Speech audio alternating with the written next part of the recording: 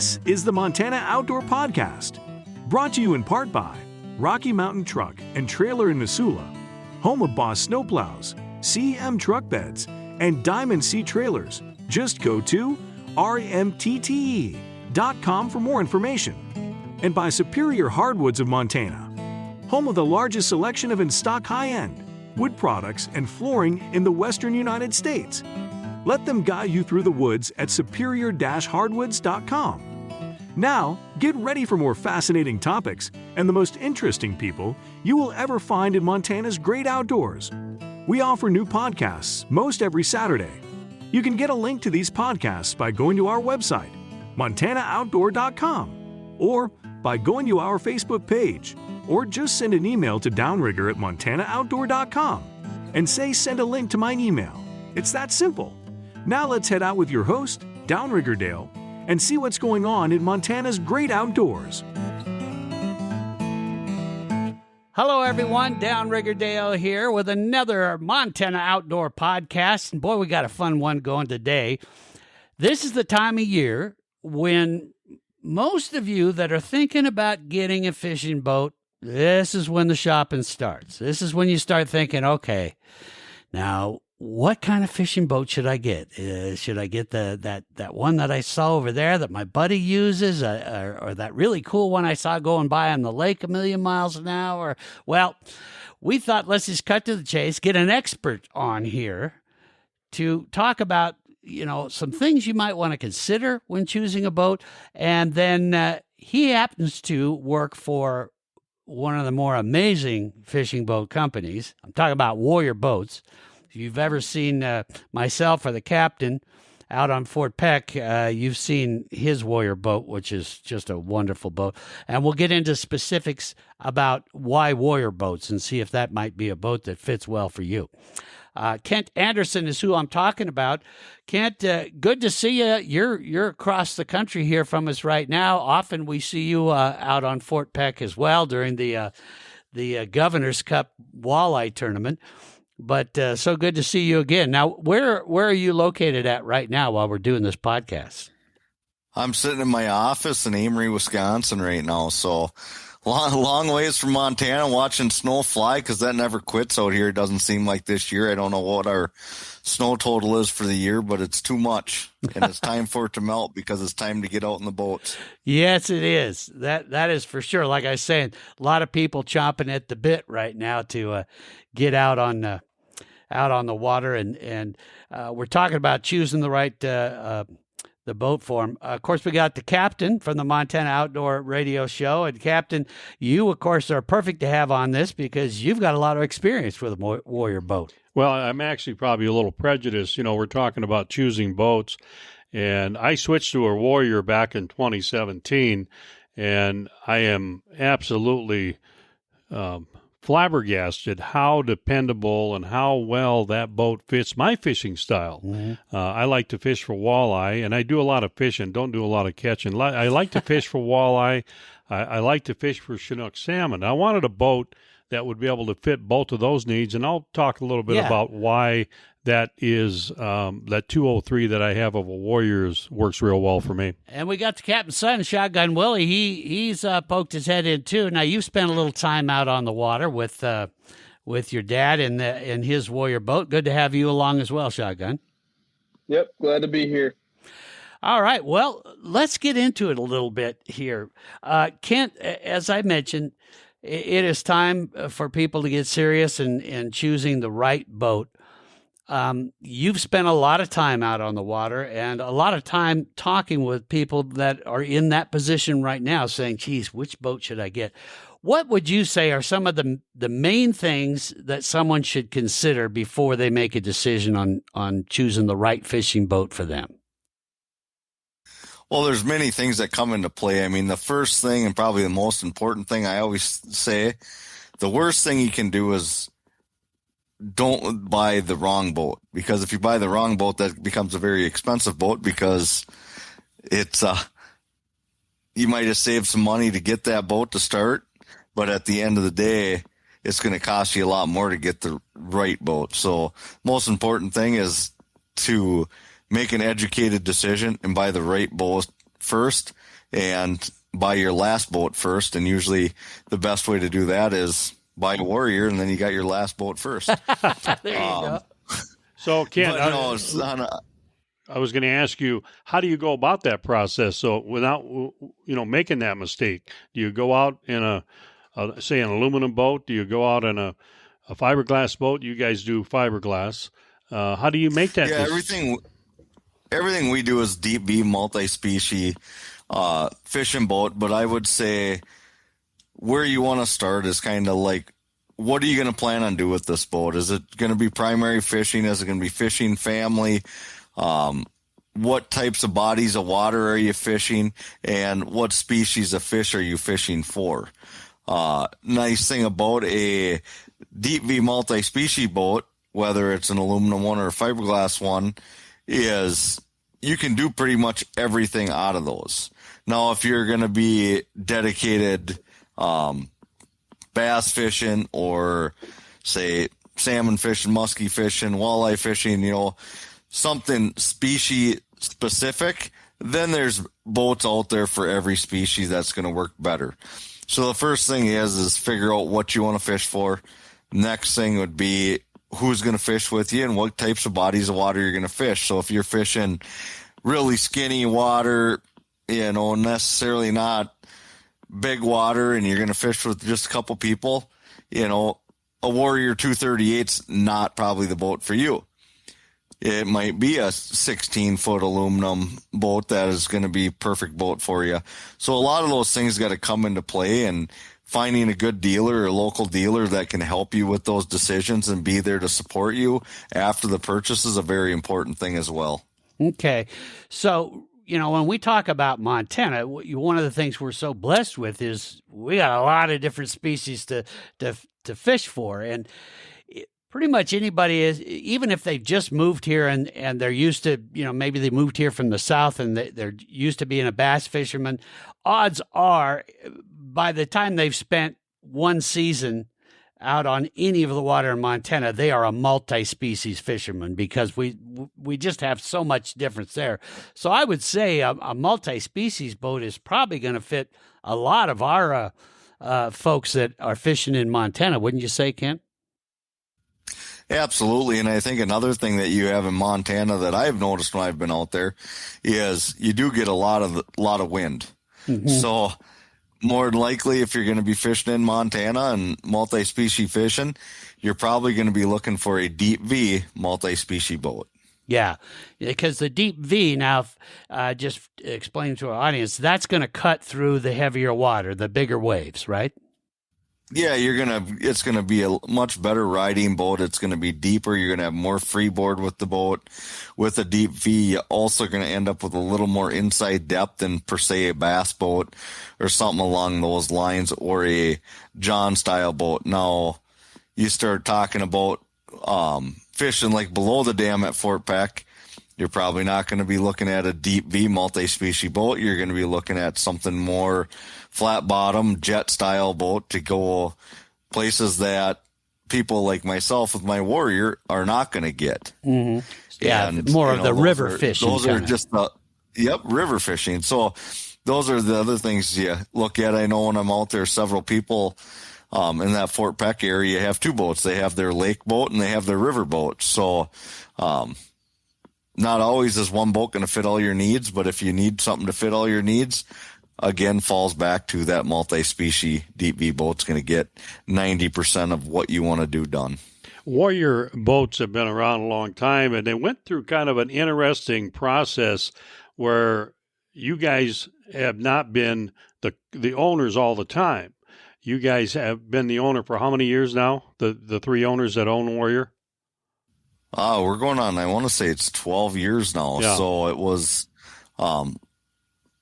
in July of 2011 is when the new owners actually made the purchase of the company. And at that time, there was 4 owners that bought the company. There was Chuck Barth, which is he's the president of the company and manages the company on the day-to-day basis there in Melrose. And then there was Pat Brookshaw, and he's from Hager City, Wisconsin.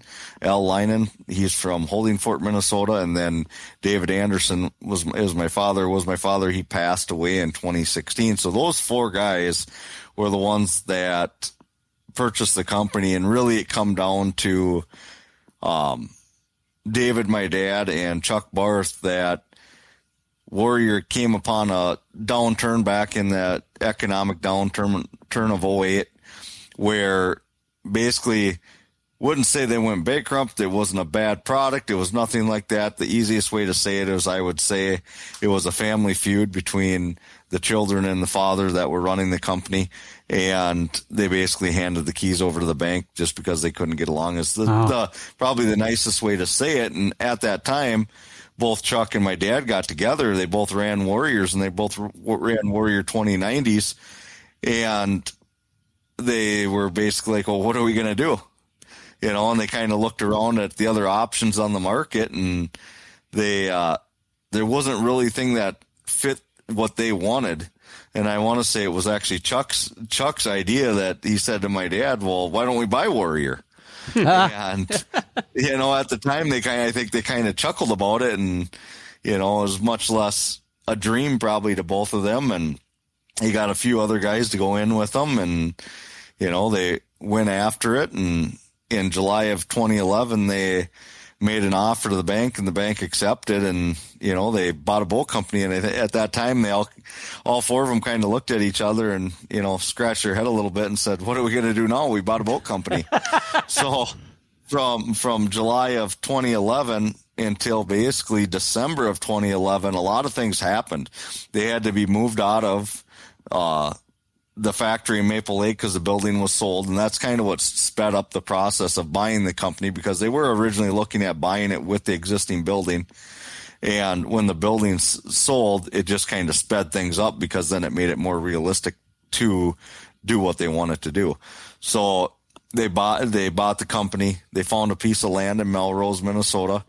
They were able to get together with Karsten's Industries, which is a fiberglass shop in Melrose, to do our lamination process, which has been a great thing for Warrior, and moved Warrior up to Melrose. And in January of 2012, we were wheeling a boat into the Minneapolis Boat Show. So a lot of things happened basically in 6 months, and it was a scramble. I remember sitting down one day with the owners, and Al actually was the one that said it to me. He goes, well, do you want a job? And I'm like, yeah, sure.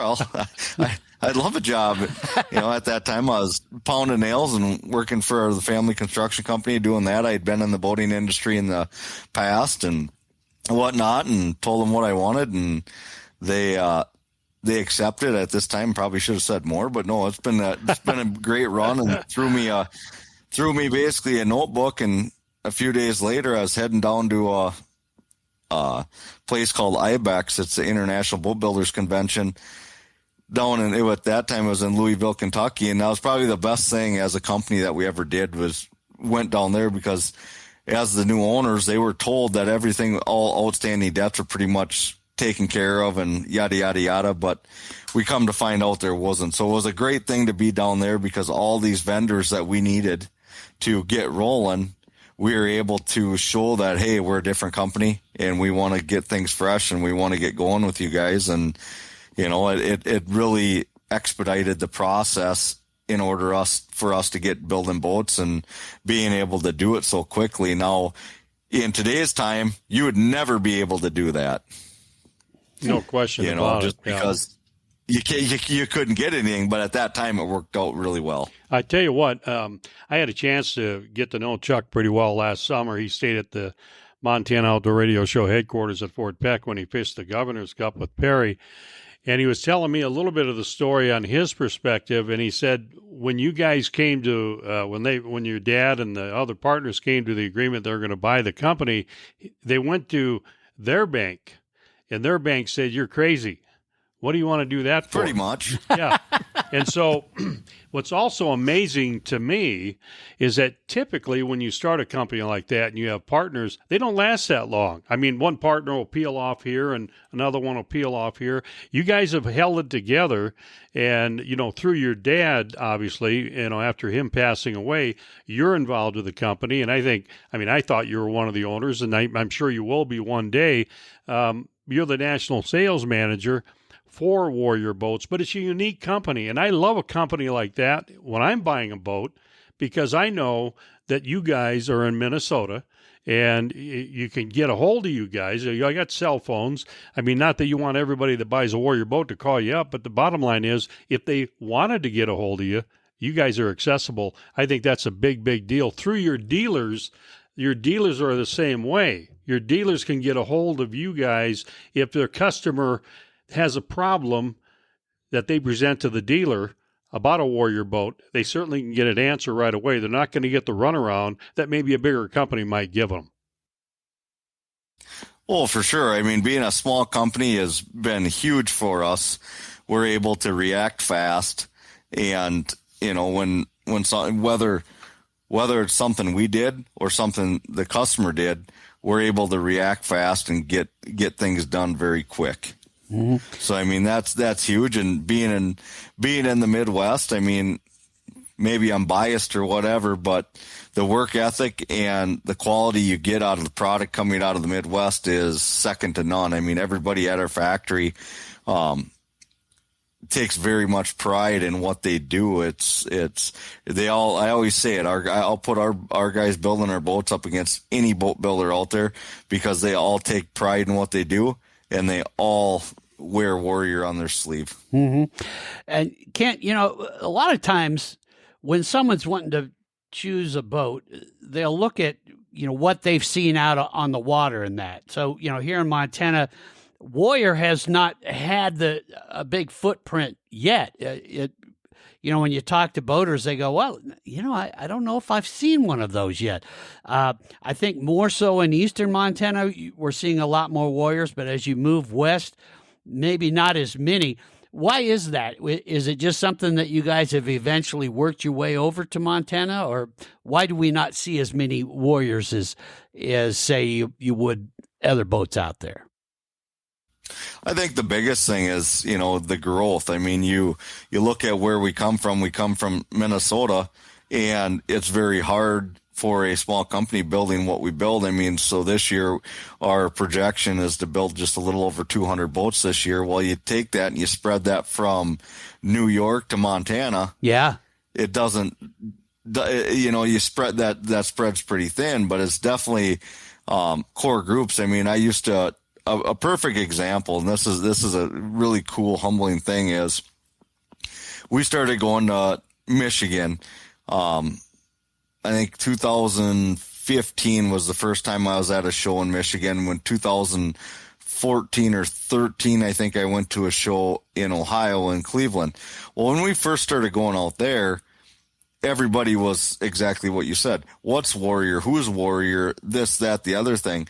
Now you go to a show out there, and you'll have a group of guys come up to the boats, and they'll be walking around talking, and they'll be like the lead guy of the group telling everybody about their boat, and you'll come up and engage with them and say, yeah, so what do you have for a Warrior? And they go, oh, I don't have a Warrior yet, but when I buy a new boat, that's what I'm going to do, is I'm going to buy a Warrior, and it's going to be this, and it's going to be because of this. Well, rewind 5-6 years before that, they didn't even know what a Warrior was. And that just goes to show you that the brand loyalty of the people buying the product, our customer service with the product, is definitely making people flock to the product. And when it comes to rough water and big water experiences like a Fort Peck or the Great Lakes, there's nothing that holds a candle to the Warrior. So it kind of just one and two goes together, and it's just been a great thing. And we're starting to see that more and more in Montana. I mean, Fort Peck has always been strong with Warrior, but with Wallace Marine out there in Great Falls, we're growing out west as well. So now we got two great dealers in Montana. We got one in Glasgow there at Fort Peck, and then we got Wallace Marine out in Great Falls. So we got 2 great dealers covering an awesome state of Montana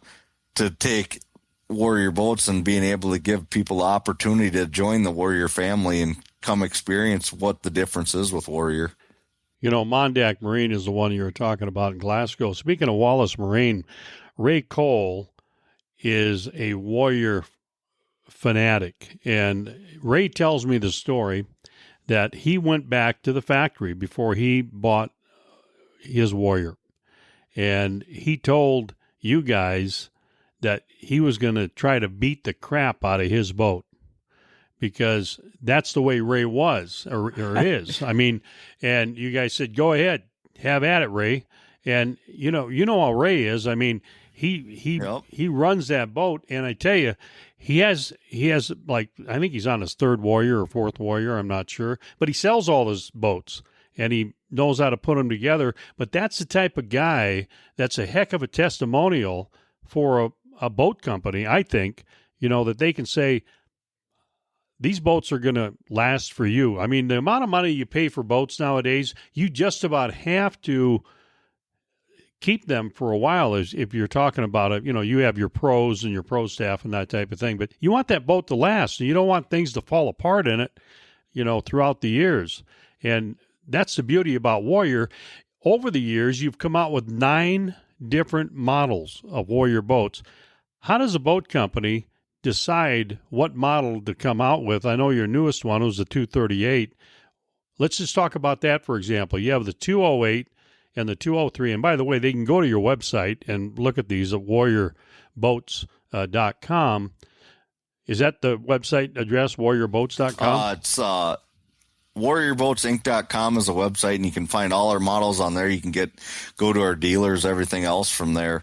But yeah, I mean, so you brought up the 238, and really how the 238 came to fruition is, our original models. It's easier probably to start with our original models when we took the company over, and then kind of go from there to explain it. Okay. So the original models that we took on was the 1890, the 2090 tiller. We had a 177 or 1783 tiller, but that's kind of been just put on the curb for the last 5-6 years.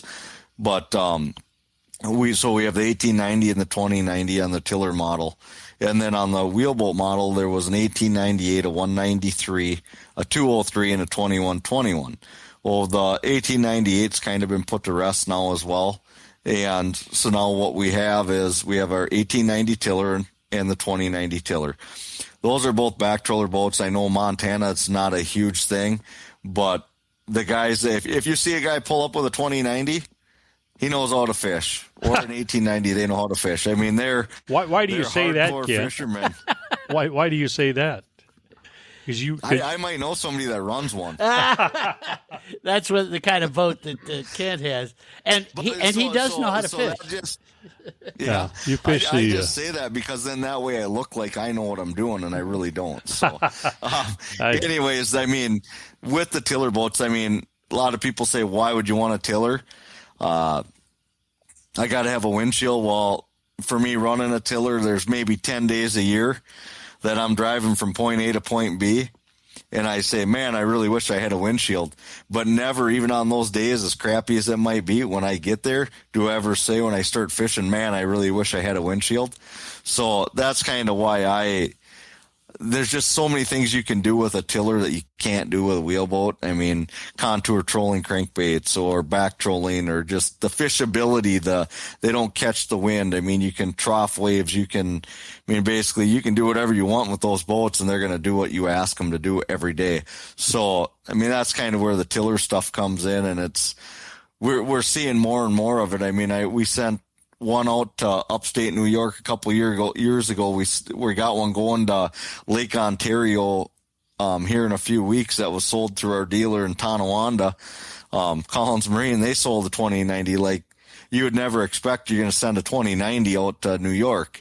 Dealer in Ohio, he sold a 2090. So, I mean, Michigan dealer sells 1890s and 2090s every year. And then as you get closer to Minnesota, the core group of those tillers get stronger and stronger. And then as you go back west, it starts getting less and less. But that being said, there's always that one guy out there that wants to have that tiller boat. And actually we have a really big following, or I should say a good following for our 2090 tillers out on the Columbia River out west of you. So, the tiller market is there.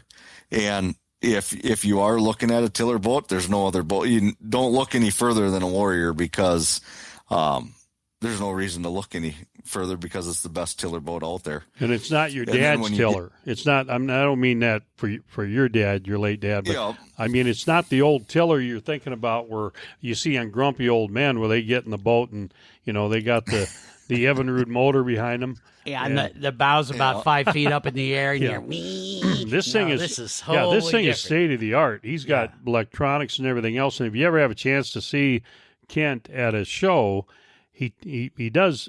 He's very proud of his tiller, but he also is proud of talking about fishing too. He loves to talk about, because he is on the circuit. He fishes walleyes, and he's done real well on the circuit. Okay, so you mentioned the 203. That's the boat that I have. That's the model I have. Yep. Why did you go from to the 208? You had the 203, and I love that boat. And then you went to a 208. Yep. So we had the 203, the 193, and they're very much the same. I mean, one's 19-foot version rated for 200, one's a 20-foot version rated for 350. So we had the 203, and we kept hearing people, we got to have jump seats, this, that, and the other thing. So when we got together with some of our anglers and, customers and people that had used them for a long time, and came up with the 208, and what it is basically we took the 203, we widened it a little bit, we stretched it just a touch, we put jump seats in that boat, and then we centered up the live well. So underneath the jump seats, you got nice tackle storage, you got a 30 gallon center live well in it, huge center rod locker. We raised up the casting deck a little bit and made it a little bigger up front, and then we slid our windshields back to give a little bit more casting deck place, but it took away a little bit of real estate from the cockpit. Now, Ken, if I could just jump in there for a second, for those folks that are listening right now to the podcast and saying, I want to see what you're talking about. Real simple. If you go to the warriorboatsinc.com, then you'll see up on the top there, it says home, and then it says boats. If you click on boats, there'll be a drop-down menu that shows all their different boats. You just click on it says V208, and you can follow along as Kent's talking about this.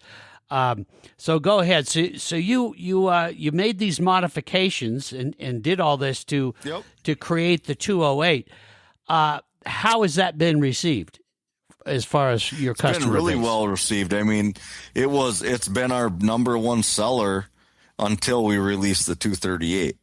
The 208 the 203 still has its place. And I mean, in fact, when we released the 208, we had several people reach out via phone calls and emails, and they were distraught. They were upset. Like, why would you do that? Why would you get rid of the 203? And it was, nobody ever said once we were getting rid of the 203. I said, nope, you can still get it. We're not going to get rid of that. I mean, that boat is fantastic.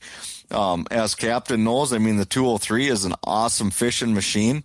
It's got a ton of room in the back, and the 203 has definitely still been a staple everywhere, but really strong in the Dakotas and Montana, because let's face it, all these people want all this front deck space, but at the end of the day, how many people are up front fishing, or up front in the boat fishing?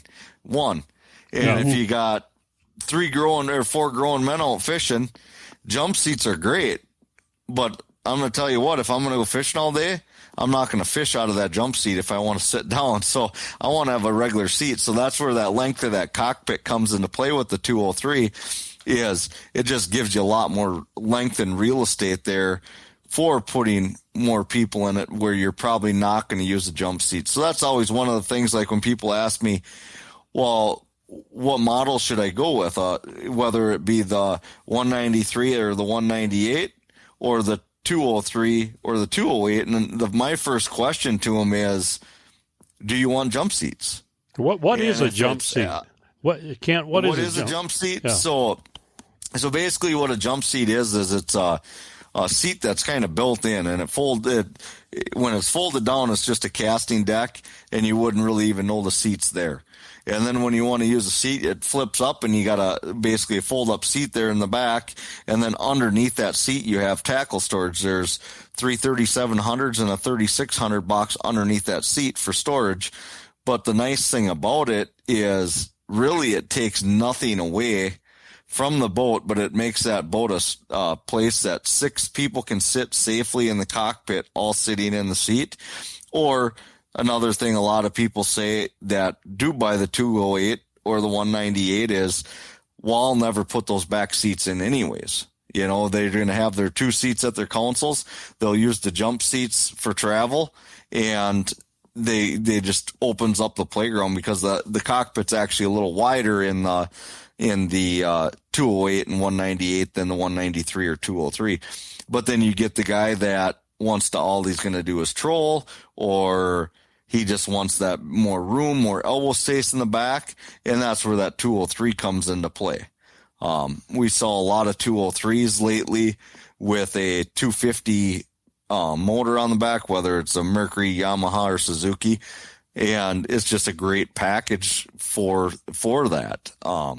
Yeah, I was gonna say, with those jump seats, one of the things that I see it get used a lot is, like you say, for traveling. Fine, you flip the seat up, you sit down, get to where you're going. But for a lot of these people that love to stand up and jig and do all that stuff, you get to where you're going. Now you get, that thing's out of the way, and you're back to jigging and moving around. Or if you've got kids that don't like to sit still very much, well, you've got the jump seat to get to where you're going, and then bam, you've got your space. So I think that's a really neat feature to have if those are the kind of things you're doing. Yeah, absolutely. You know, and you can do ski poles, and you can do ladders and all that stuff. So you can make that boat a family boat. And that's really one nice thing about the 198 and the 208 is, and no, the 238 is, I mean, if you need to sell mom on it, you can use this thing for more than just fishing. And you can do the same thing with a 203 or 193, but it's just a little more appealing, you know, for that aspect. So it's been a great addition, those jump seats and the re-layout. And then when we went from the 208 to the 198, obviously there was things that we made changes to on the 198 that we learned from the 208 that, hey, we can make this better.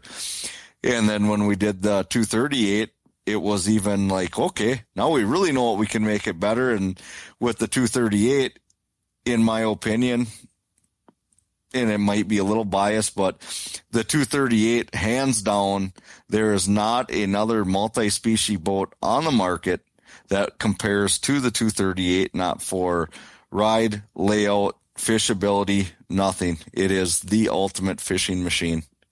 So do you think you're going to go from a tiller to 2090 to 238? You're a tiller guy. If all I did was fished on the Great Lakes, I would have one. But if I ever have a 238 and you see me driving around with a 238, I can guarantee you I still have a 2090 parked in my garage. Let's talk a little bit about the construction. You know, fiberglass has to be put together correctly. And because you build these warriors to last, I'm reading on your website, they got 5 reasons to choose a warrior. And 1 is the best warranty in the business. Number 2, engineered for performance. Number 3, unparalleled speed. 4, built to last. Tell us about this. I don't know if I can pronounce this correctly. Is it Connectex fiberglass? What is that? It's just the style of fiberglass that we use. It's a 3610 would be an easy way. We're using some different stuff now, but it's just a layer. It's a weave. It's a weave fiberglass, but then it's also got a chop mat on it. So it's a core mat chop. And then we have 3 layers throughout our boats with that. So a lot of people have 1 layer of that and then chop between, and we're running 3 layers of glass now. So it's definitely stronger. I feel our lamination process is better than everybody's out there. It's all hand laid. It's all, top of the line product that we use. And, it's the proof has been in the pudding on how solid our product has been. Kent, we're going to take a little break here because we want to mention one of our great sponsors that makes this podcast possible. Then we're going to get back with you. And one of the things that you can be thinking about while we're talking is about choosing the right motor. That, why do you choose one as opposed to the other? But speaking of things built right, if you find that one spot of water or that one place around Montana that you, or wherever you may decide to build that cool cabin, and you want to make it yours, I recommend you take a look at Superior Hardwoods. They are, without a doubt, some of the most unique flooring, siding types of companies. Speaking of a family company that you're ever going to find, Captain, you and I, we spent a lot of time with the Medlinger family out on their facility in Missoula, Montana, and I had no idea there was so much into the different types of woods and what that could do for your home. Well, what they do is they buy a lot of their inventory is from remanufactured, like a barn or, in fact, they do a lot of the old grain bins. Yeah, the old granaries you see next to the railroads. They'll take the wood off of that and they'll get that bought, and then they redo it all there at the factory. I have wood floors. I bought them from Superior Hardwoods in my Lewistown house, and everybody that comes into my house, the first thing they say, "Where'd you get these floors?" Yeah. I mean, they are so stunning and so versatile. You can have the dog on them. I don't care. You aren't going to be able to see the type of floors I have anyway. You're not going to be able to see the dog marks. You're not going to be, hey, leave your shoes on. Come on in. Mm-hmm. Anyway. Well, and that floor really says, it's who you are. It fits your personality and all that. And that's the cool thing that you're just not going to find in a big box store is the folks at Superior Hardwoods. One of the things they say is, let us guide you through the woods. And they really do, because they're going to take you through and find out, what's the style you're looking for and all that. And if it needs to be custom milled, they'll do it. And not at a price that's going to tear you up either. So yeah, superior-hardwoods.com is the place to go.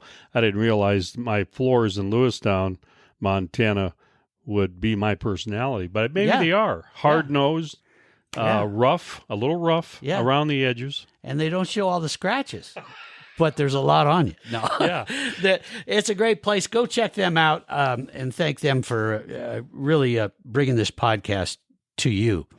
Now back to Ken Andersen from Warrior Boats.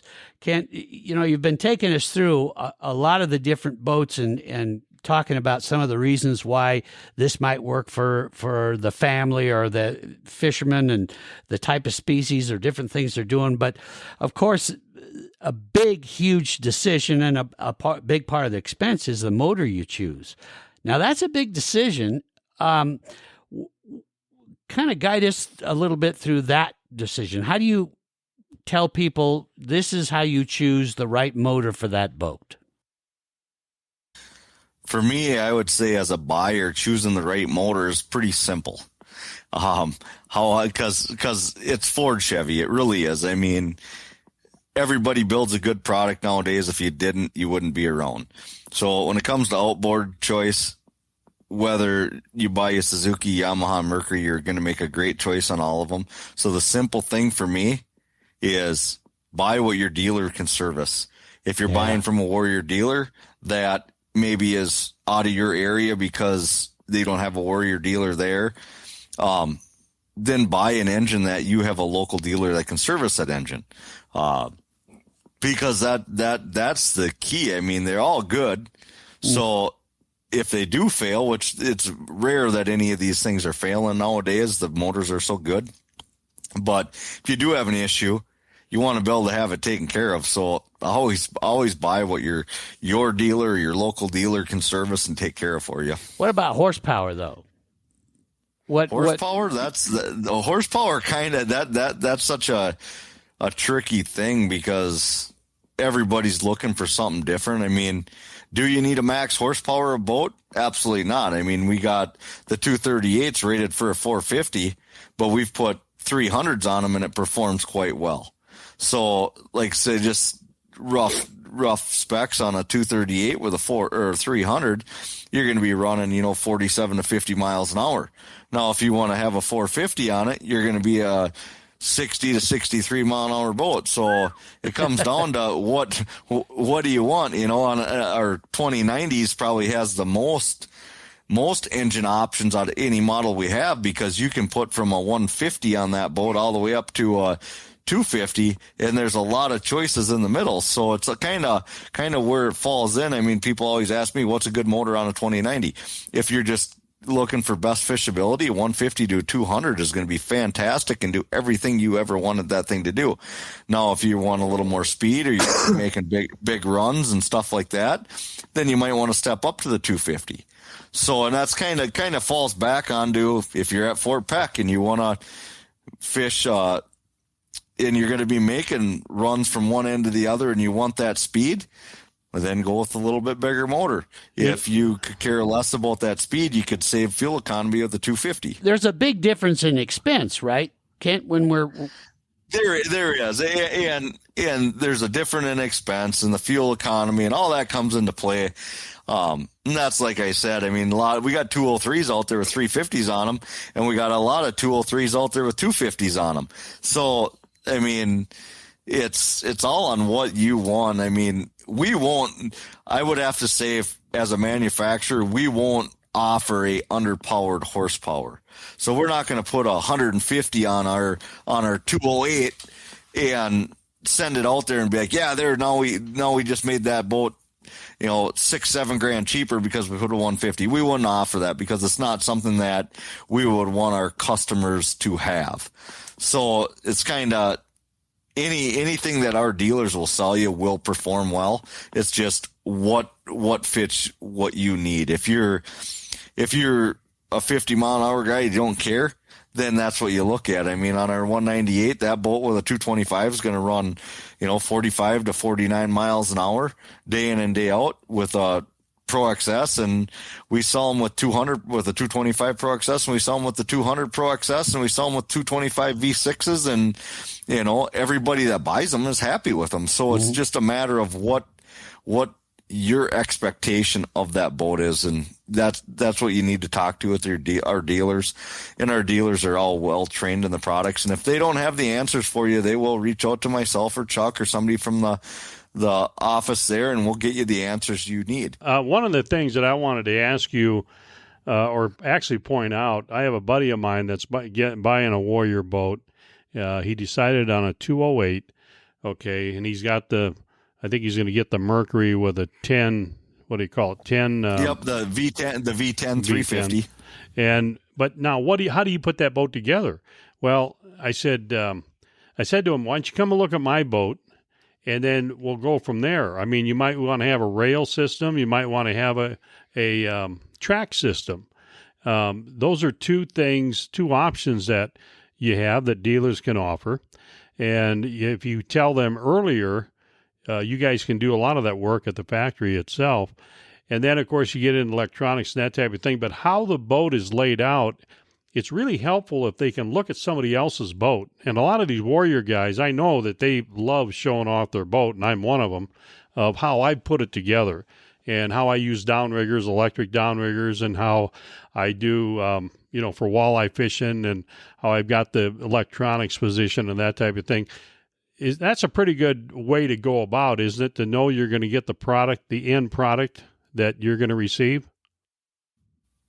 Absolutely, and that's always one nice thing about with Warrior is what you just said about the Warrior family willing to show off their product. The people that own Warriors, they are proud of what they have, and they should be. And they're more than happy to help somebody else join the Warrior family and tell them how they set up their boat or why they set up their boat. And it might be right and it might be wrong for you. And there's so many things, like if you want tracks or if you want rails, and we can factory install it. I mean, we can factory install the graphs, and, whether you want Humminbird, Lowrance, or Garmin, we can do that all at the factory. So, going to see what you do. And I mean, some boats we put everything in, and some boats we don't put anything in. So it varies from dealer to dealer and customer to customer. But that's one nice thing with the size of company that we have. We are able to be almost a semi-custom boat builder. If you want something moved, and it can be done. If you want something done on your boat when you order it, and we can do it, we will make sure we can do it for you. It's not just cookie cutter. Everyone's got to be the same. So I mean, that's just another advantage to buying a Warrior boat. Exactly. That's one of the things that I do really like about your company, Kent, is that you mentioned several times here that the Warrior family, and that's not just a slogan. I mean, you guys really mean it. And the reason I say that, I've talked to a lot of different people that have chose a Warrior, and I'll ask them, okay, well, why did you pick that one? Well, I was telling my dealer kind of what I wanted, but I had a question about this or that. And instead of them saying, I don't know, it's up to you, they put me in touch with another guy who picked that. And I was able to just find out from them how it worked for them. And that's pretty unique. You aren't going to find that in many boat dealers and boat companies where they get their past customers involved with new customers, so you really can find out what's going to fit best for you. And I'd say that's pretty unique. I don't see that very often. No, I'd agree. And I mean, like you just said, if you feel that the Warrior family is just a sales slogan or a pitch that we do, what I encourage you to do once you buy a Warrior, or if you're interested in buying a Warrior, is a great opportunity as well, because we'll invite you to come up. We do a Warrior family reunion. It's a memorial tournament every year. We do for my father. We do it on I would classify probably the walleye capital of the world, up on Lake of the Woods. We do it at a Wigwam Resort. It's almost a week-long deal. And this year it's August 12th. And that's the day of the owners tournament. It's a Warrior only tournament. Last year we were just shy of 150 boats. Wow. We stretched them out on the Rainy River, and we figure we had between 1.25 miles and 1.5 miles of Warrior stretched out single filely, which is very humbling to see that on Minnesota River, on a river in Minnesota, on a Minnesota boat company. But if you come to that, whether you're a Warrior owner or a potential Warrior customer and want to join the Warrior family, we do test rides and everything else, and there's stuff on our website about it. But you will come up there and you will see what the Warrior family is about at that event. It is unbelievable. It's probably the most humbling week of the year. Before we go, let's talk about another really important part of the Warrior family, and that's the dealers. Talk a bit about the dealers you have here in Montana. So we have two great dealer choices in Montana. We have Mondak Marine in Glasgow, Montana. Matt there, he just purchased it. I want to say he's going to be going on 2 years now.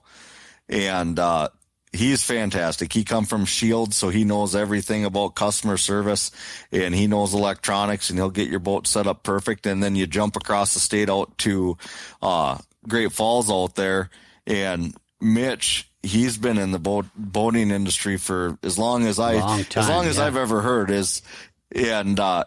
they're great. I mean, they're great people out there between Mitch and Sydney, and Ray Cole helps them out. Both dealers in Montana are going to be able to get you taken care of. They're going to service you when you need it. And they're just great people, along with, our whole dealer network. We have dealers from Great Falls, Montana, all the way out to Tonawanda, New York, which most people probably don't know where that is, but that's right on the Niagara River, about a mile up from Niagara Falls. So we have dealers stretched across the whole upper Midwest, and every dealer we have is fantastic. They're all small dealers. They're all family-orientated dealerships, and you can't go wrong with any one that you ever choose. One of the other family members I want to talk about is one of our family members, Rocky Mountain Truck and Trailer. Captain, you've had some experience with these folks. They do a pretty amazing job. Well, they do a really good job, but one of the things that Josh is telling me, and Kent doesn't want to hear this, nobody that likes open water fishing, they don't want to hear this, but he wants to talk about Boss snowplows. Yeah.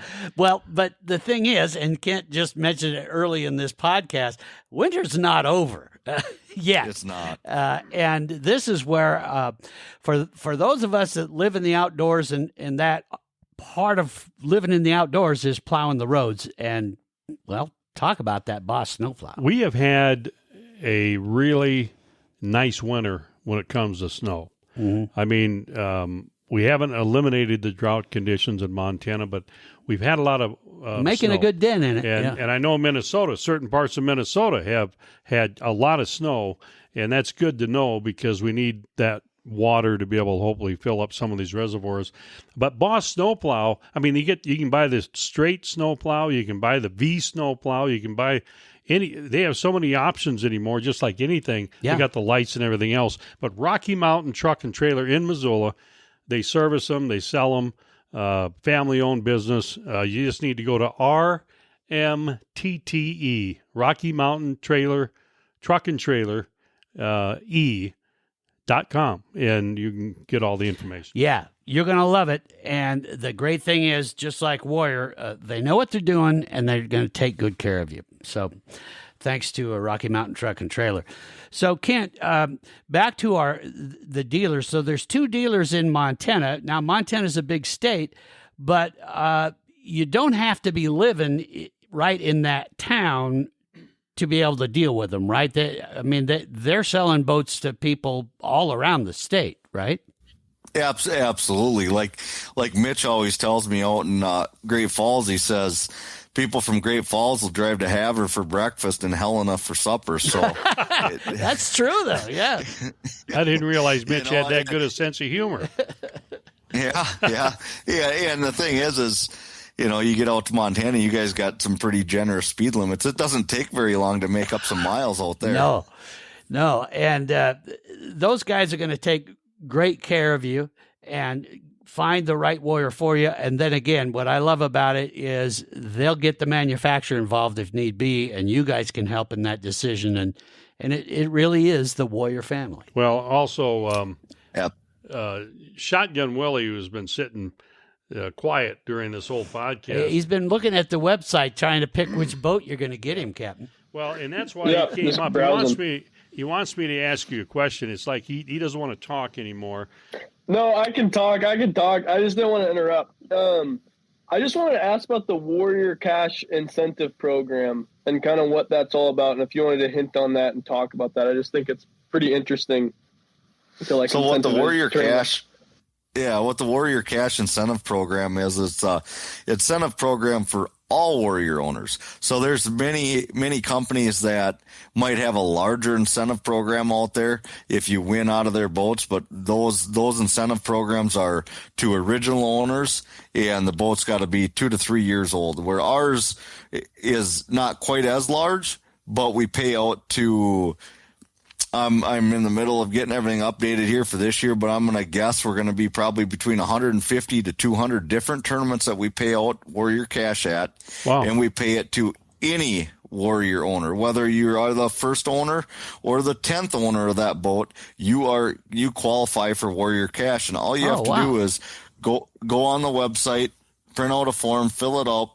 It costs you $75 to get in. And then if you are the highest placing finisher in one of those tournaments on there, you're going to get $100 for that.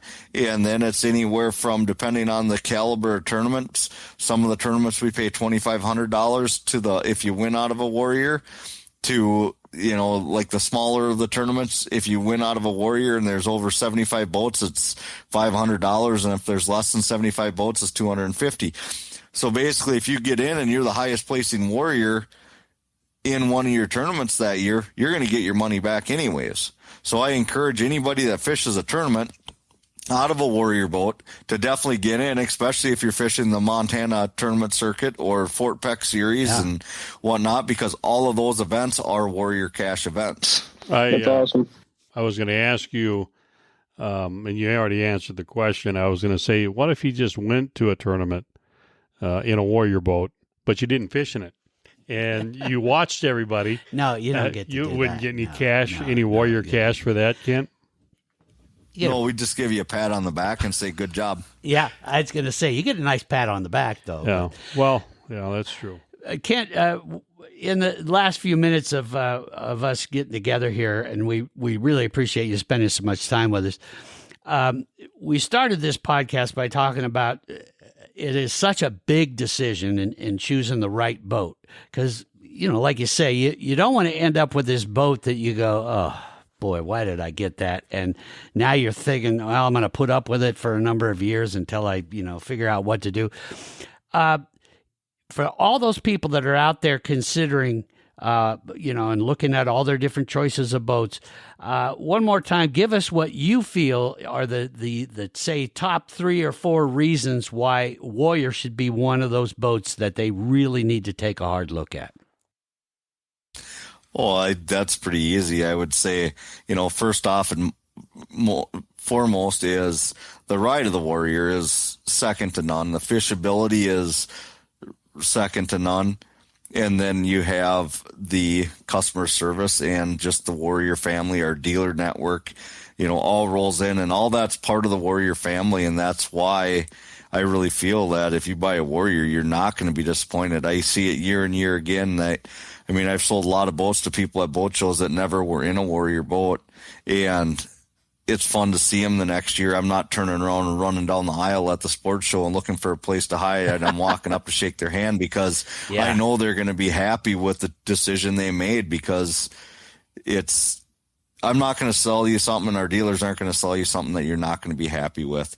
So that's the key. And the other thing I always stress to people is go take them for a ride. If a dealer's not willing to let you try their product or get you in a ride in a product, whether it's with their pro staff guy or a boat they have on the floor, you probably shouldn't be buying that boat. And don't take them on a nice day. Go take them on a rough day, or the kind of day you're going to fish. If you're never going to fish in rough water, then that's fine. But if you're going to be a rough water fisherman, go take those boats out when it's rough, and then you'll really see what the difference is. And, I've had this conversation with many people at shows where you might go on a vacation for a week and you might have a week period that you get to use that boat for the year. Well, if you have a boat that you can't go out in adverse conditions in, and you just sit there and you look out that window, that gets pretty expensive to go on vacation and spend all that money to get there and the lodging and everything else, and not going to use your product. At least if you have a Warrior, it doesn't matter. If you want to go out there and bear the elements, the boat's going to get you back safe. I would like to add to that. Before I bought my Warrior, I rode in one of your competitors' boats, and I rode in a Warrior. And Scott Sunheim from Fort Peck gave me a row. And by the way, a lot of outfitters on Fort Peck actually have Warrior boats. You know why that is? Because they're dependable. Yeah, they spend a lot of time in a boat. And it was a rough day, because I called them both up. I said, this is the day I want to take a ride.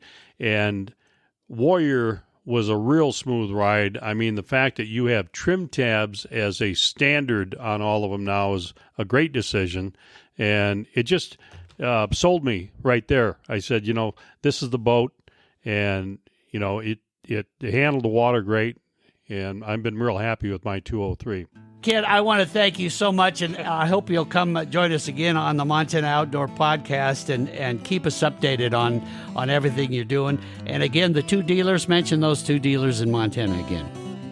Wallace Marine in Great Falls, Montana, and then Mondack Marine in Glasgow. By the way, we'll see you guys at the Montana Walleye Governor's Cup. You sponsor it every year. Absolutely, we'll be there. Ken Andersen, thanks for all you do. Thank you, guys. Thanks for having me. And folks, be sure and consider becoming part of the Warrior family. WarriorBoatsInc.com is the place to go and check all that out. And we will see you out here in the cyber waters of Montana for the Montana Outdoor Podcast.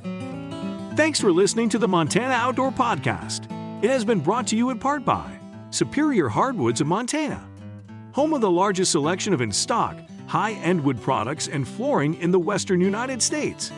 Let them guide you through the woods at superior-hardwoods.com. And by Rocky Mountain Truck and Trailer in Missoula, home of Boss Snowplows, CM Truck Beds, and Diamond Sea Trailers. Just go to rmtte.com for more information. So what did you think of today's podcast? Send your questions and comments to Downrigger at montanooutdoor.com. We should be dropping a new podcast this next Saturday. Until then, we will see you soon out in Montana's great outdoors.